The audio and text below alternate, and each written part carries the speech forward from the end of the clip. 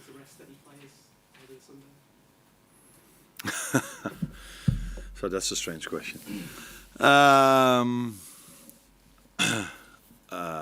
No, of course I'm not going to plan to rest any player because it's a big game, and I think it's, for me, I said it before the first fixture, and I can say it one more time, that they have much better players, in my opinion, than maybe the league table shows at the moment. And I think it's going to take a while maybe for Ruben Amorim to bring this out of the players. I don't know, but they will definitely go up, and they are much better than the league table shows at the moment. Against West Ham, brilliant performance. Mo Salah was incredible. Trent Alexander-Arnold was fantastic as well. 26 now. How much better do you think he could get? There's always room for improvement for every player. So Mo is 32 and he can still do things better. It's hard to say because he is on such great numbers. But just before I came in, I was checking our game against West Ham, and I saw him at halftime. Mo walking off the pitch a bit frustrated when we were 3-0 up, and I think that had to do with him missing a few chances that he's not used to, missing chances. But Trent can still improve. I think I saw a bit of improvement already this season. So these players are top of the world, so there's not a lot of room for improvement anymore. But there's always a bit of improvement, and especially defensively, Trent, in my opinion, has made a step up this season. And I think in some games he was outstanding in every part of the game, but there's been sometimes a bit of up and down as well. In other games he could have done a bit better, so it's about consistency for top players, and that is maybe where the biggest improvement for Trent is. And we've all heard about the bid from Real Madrid for Trent. Have you spoken to him at all since then? I speak to every player once in a while, and that is for Trent the same. So yes, I spoke to him. Yeah. Hi Anna, can we just check where Ibrahim Konate, Joe Gomez, Conor Bradley are with their recovery, and if you're expecting to be missing anyone else this weekend?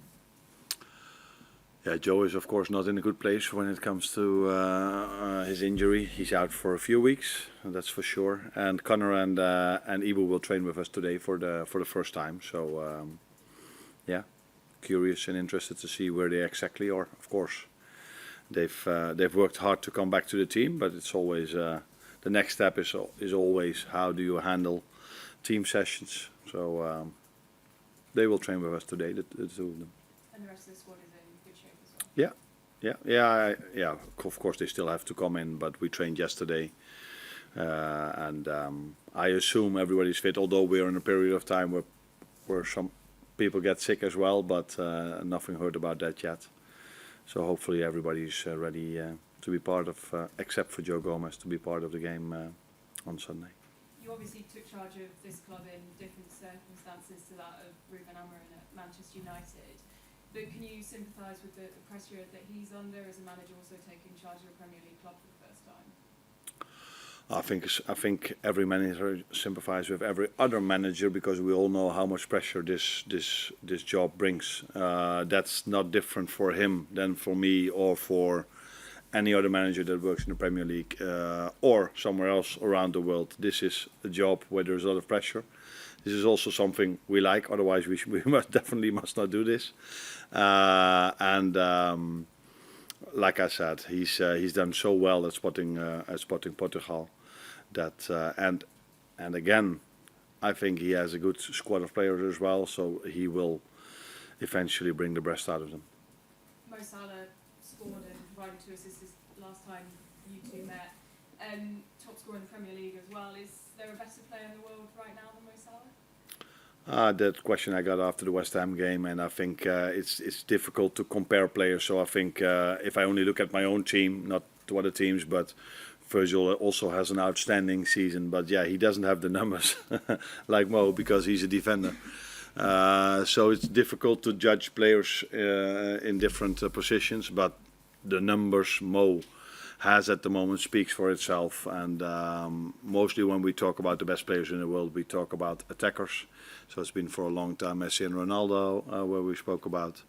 So then, yeah, if you then simply look at his numbers and the way he's playing, the work rate he has for the team, he's definitely a great player. Hi, Arne. The scrutiny that Premier League managers come under is incredibly intense, and when results aren't going your way, then you come in for a bit of hammer. That's happening now for Ruben Amorim and for others. How difficult, though, is it as a manager to stick to your principles when things do go wrong and you have your own ideas and yes, you know, there's some flexibility within that, but when results go against you and you want to stay true to your principles, but how difficult is it to sort of to try and turn things around but maintain what it is that's got you to where you are? Yeah, that always depends. So you can only look at the score, and then sometimes it's difficult to convince players, but you can also look at the performance. And for example, I've watched before we played Tottenham, the game at Tottenham against Man United, and then when it came to performance, I think there were a lot of things they did really well. So this is what you can show to the players, but I don't think any manager in this league, because they are so experienced, they've done so well in so many clubs. They don't need my advice, but you are asking me what would I do if the performance go against you. If the results go against you, you try to focus on performance. And even though when results go your way, like it is at the moment for us, I still show the players how small the margins are. I think we were 2-1 up against Leicester, when Mo got quite a big chance in the 18-yard box of Leicester. We lost the ball, he lost the ball, counter-attack, and they were in front of Alisson. That was on 2-1, I think somewhere around the 70th minute. So margins in football when it comes to results are really small, because this is a low-scoring sport. So if you play basketball or you play tennis, then mostly the one that's best always wins the game. But in football that doesn't always happen, because it's a low-scoring sport. So these margins are really small. And then if you only focus on results, and the last 3 or 4 results for United didn't go their way. But second half performance against Newcastle was, I think, also really good for them. So there have been moments in games or longer periods in games that they've played really well. And I think these are the things you focus on as a manager if the results don't go your way. This game will mark 7 years to the day since Virgil van Dijk made his Liverpool debut, scoring the winner in a Merseyside derby. So a fabulous start. You knew a lot about him, of course, before you came here.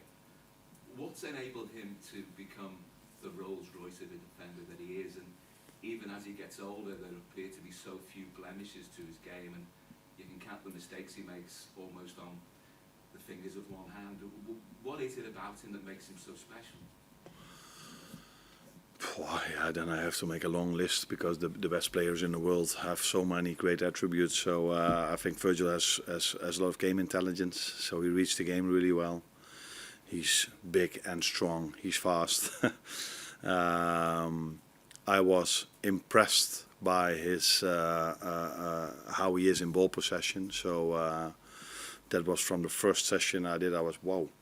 This is someone, he can delay his choice, he can wait for the last moment to play a ball through the lines. So, yeah, he's a complete player, which is probably same like Mo. Otherwise, you don't belong to the best players in the world, or the best player in the world in your position. So, one of the reasons is that they hardly have anything that is not good enough.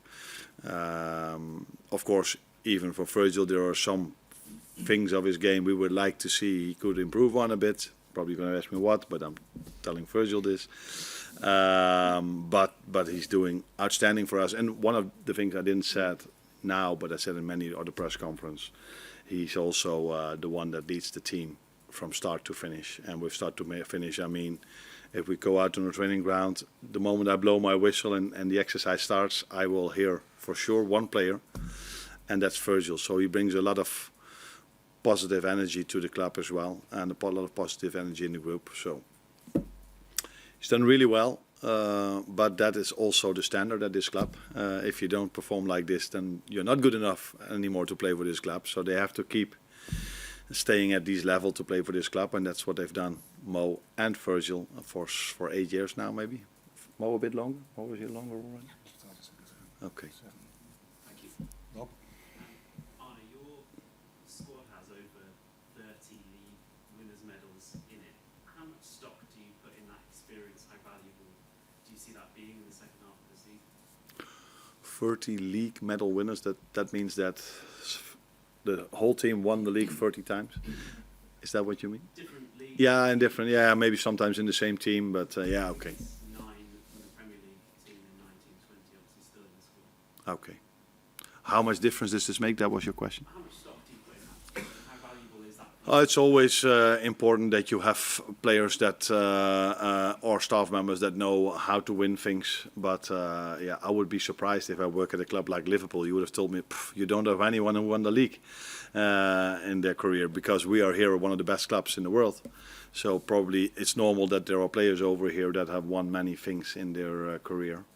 So it is definitely helpful, but the most thing that helps us winning games is work rate and quality of the players. So of course sometimes it can help if you are used to winning big games, but yeah, that's what's quite normal if you play at this club, that you are used to playing big games. Have you maybe seen specific moments though in tough circumstances in the first half of the season where you've noticed that kind of, I suppose it goes beyond leadership, but moments where the players are taking it upon themselves to marshal themselves through situations? Yeah. Yeah. Last half hour against Newcastle, I saw players that really stepped up, a team that really stepped up, and sometimes I think Southampton was a bit the same when we were in not the League Cup game but the other one, in a difficult position. So yeah, definitely some moments, and I can come up with probably some other games, but the one that really stands out was Newcastle. I think we had a tough first half, tough first hour. And then when Trent came in, when Dominic came in, and from the ones that stayed in the team, they found another gear. And there you could see how special they are. Yeah. Carl? Just go back to your Trent conversation. What did I actually said to him in light of real interest? Do you really think? What's your thoughts to him? No, I can completely understand the question that you ask it, but I think you already know the answer. These conversations I have never shared, not about Trent, not about any other. What I talk to them about, I just said the same about Virgil. Of course, there are things that Virgil can improve. I talked to him about this as well. It was a conversation as many others we had, me and Trent, and yeah, let's leave it to that. It could be destabilising. For some players, it might be destabilising for that interest from big clubs to come at this stage of the season. If it would destabilize players at Liverpool, if other people talk about them, then we would really have a problem, because if you play at one of the biggest clubs in the world, everybody always for 12 months long is talking about you. Sometimes in relation to other clubs. That happens so many times for our players, that if that destabilizes them, then we really would have had a problem, not only now but in the past 6 months, because I think there were some talks about our players also in the last 6 months, and I don't think that they destabilized them at all. Last couple for the breakout, Lynch and then Mo. Can you say on Trent that categorically won't let go of January regardless of what happens with his contract? I can tell you that he's playing on Sunday. That he is. And hopefully he brings the same performances as he brought in for the last half year. Because I think everybody saw how great of a first half of a season he had, how much he is here, how much he wants to win here. Played an incredible game against West Ham. I think we all remember that pass he gave. I think it was second. We played to that side. That was the first half. First half, yeah. Pass he gave to Mo. So I see him on a training ground every day, working his ass off. So he's fully committed to us, and he will play on Sunday, if they don't tell me he's sick. But I don't expect them to. Hi Arne. Around this time last season, a struggling Manchester United side, off the back of a few home defeats, came to Anfield to face a Liverpool team looking to go top of the table. Liverpool had 34 shots that day, didn't score any of them. So what do you think is the key to making sure the dominance in the league table is reflected in the final scoreboard? Yeah, the things I've said many times. If you want to win a game, you have to outwork the opponent. Then second of all, you need a good balance in set pieces, especially in the big games against quality players. And then if that is balanced out or that is the same, then it's mostly about the quality of the players. So if you have 34 shots, then that tells me that you need maybe a bit of luck as well then sometimes during a game. But maybe it was also really well defended by United. I don't remember the game really well, so maybe they threw themselves every time in front of a ball. That's also part of winning games. And yeah, we need to be in the best possible way prepared, because every game in the Premier League is a difficult one, but especially a game where you face quality players that I think will feel, okay, this is a chance for us to make their fans proud again. So if they do the same winning at West Ham United away, the fans will like it, but it's even more important for them to win here at Anfield. And then quality players are always dangerous if they set their mind to something. So we have to be really well prepared to beat United.